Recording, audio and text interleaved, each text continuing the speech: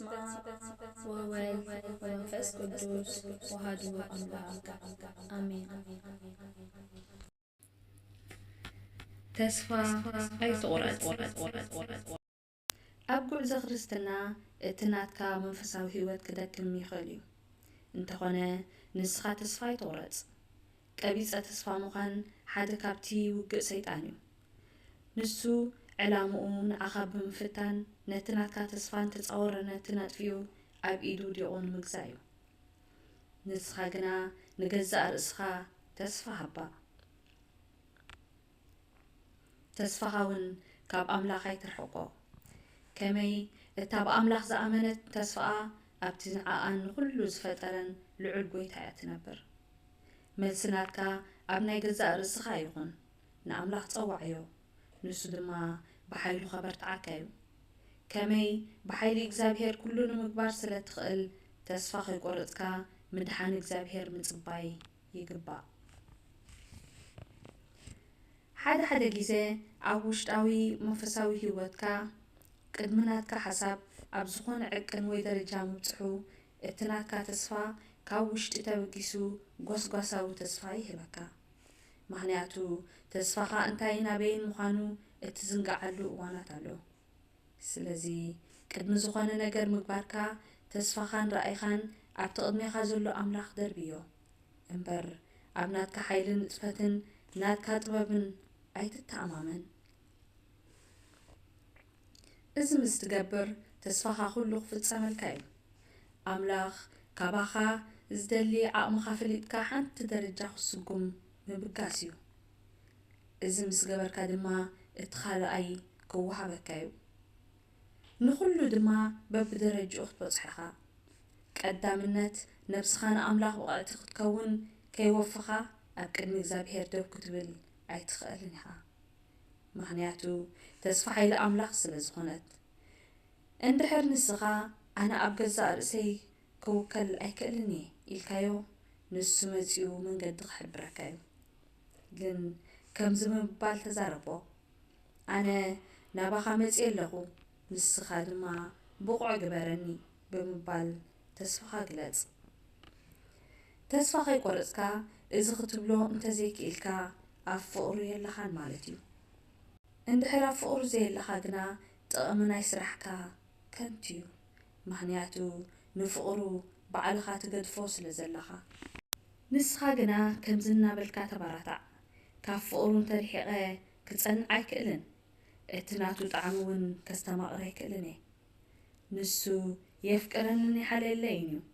ንሱ ስለ ዘፍቅረኒ ድማ ኣነ ከም ዘፍቅሮ ክገብረኒ እዩ ኢልካ ንነብስኻ ተስፋ ሃባ። እንድሕር ብኸምዚ ነቲ መንፈሳዊ ህይወት ተለማሚድካዮ ዝኾነ ስምዒት ንሓቀኛ መቐረት ኣምላኽ ክሕብረካ እዩ። ስለዚ ተስፋ ከይቈረጽካ ጽናዕ። መንፈሳዊ ጽሑፋት ኣብ ምንባብ ጽናዕ። ምስቲ ርድኢትካን ትምህርትኻን ጸሎት ኣዘውትር። ህድእ በል። ኩሉ ግዜ ኣብ ቅድሚ ኣምላኽ ተነሳሕ። ብኃጢአት እናተጣቐስካ ንበር። ጥቕሚ ናይዚ ንምኽንያት ጽንዓትካን ትግሃትካን እቲ የቕሬታ ናይ ኣምላኽ ክሕግዘካ እዩ። እቲ ዝዓበየ ናይ መንፈሳዊ ህይወት ትርጉምን መቐረትን ንጎይታ ኣብ ኣእምሮኻ ብዘይ ዝኾነ ጥርጥር ከም ዝህሉ ምግባር እዩ። እንድሕር ተስፋ ትቖርጽ ኮንካ ግና ትእዛዝ ኣምላኽ ክትጥሕስ ኢኻ። ድሕሪ ብዙሕ እውን ንኣምላኽ ክትርስዖ ትኽእል ኢኻ። ስለዚ ተስፋ ኣይትቑረጽ። ወላ ንስኻ ድኹም ኣካል ኩን ተስፋ ግን ኣይትቑረጽ። እዚ ንዓኻ ጽቡቕ እዩ። ወላ ኣብቲ ዝጸንከረ ናይ ፈተና እዋን ብህይወት ክትነብር ኣብቶም ዝደኸሙ ኣርኣያ ናይ ተስፋ ኩን። ስለምንታይ ክርስቲያን ብተስፋ ስለ ዝነብር። ነዚ ንኽትገብር ረድኤት እግዚኣብሔርን ምልጃ ቅድስት ድንግል ማርያምን ምሳኻ ይኹን። ኣሜን። ካብ ፍቕሪ ክርስቶስ ዝፈልየና መን እዩ?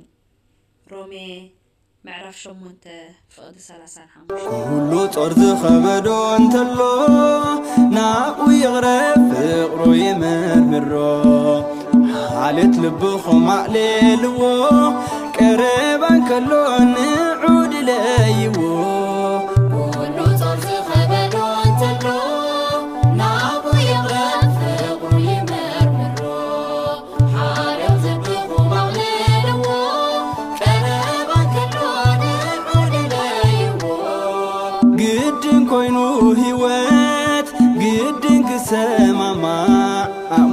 جناي فاليبل لبين خير التاع إنكي حسبكوه هاندبت نقلتو نخلو لوت أونسو عابت وعلتو سهق عيو أملاخي عبليتو زحلي واهي آهي وتاي فتيمو زين اللي نعوز بكع زي باللي نقعدو محير يقربني حقفك ابدو كله صرص خبلو انتلو نابو يغرف قرو يمرمرو حارب زبقو مغللو كربان كلو نعود لايبو عمقوتو زي مرمر بسقا زي صور حنكل تاي كوينو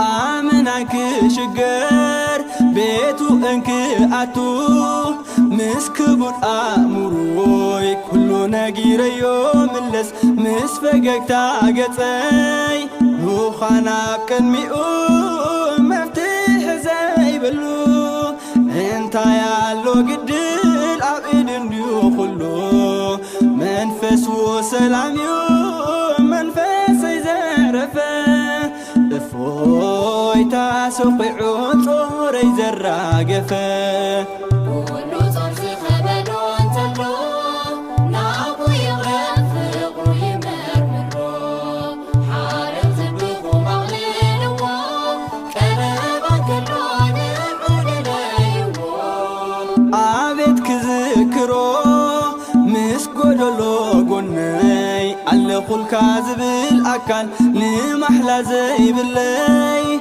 حسابك حجيج أبزورك زنبي حزون مقبح يزبل زي بالكعبدي تزيب لن خلو زعلفك وزمان بينيك استنتنو كتنقرو زي امان قن السون يروني لباي زغور علو ألا يدقى في فك أرقوسا خلو كله صرص خبلو انتلو نابو يغرف قرو يمرمرو حارب زبقو مغللو كربان كلو نعود لايبو انت يكون مخونكو بيني تخابيبه كمي سنة تاريخ هوت سلي متنبه تتصنع سنسلات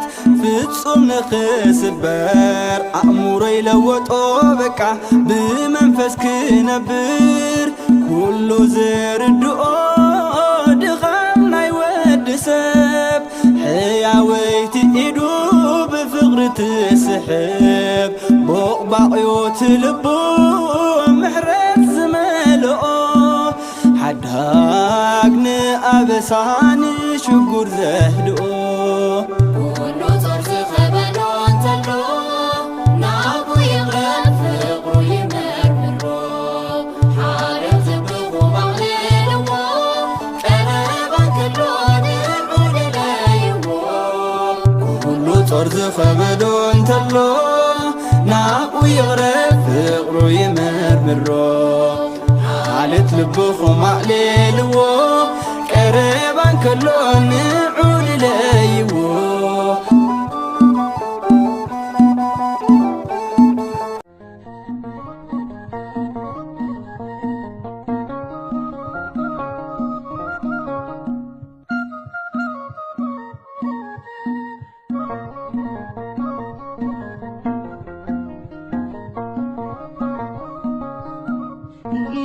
يا عد فقري زلوتا محرتي زاري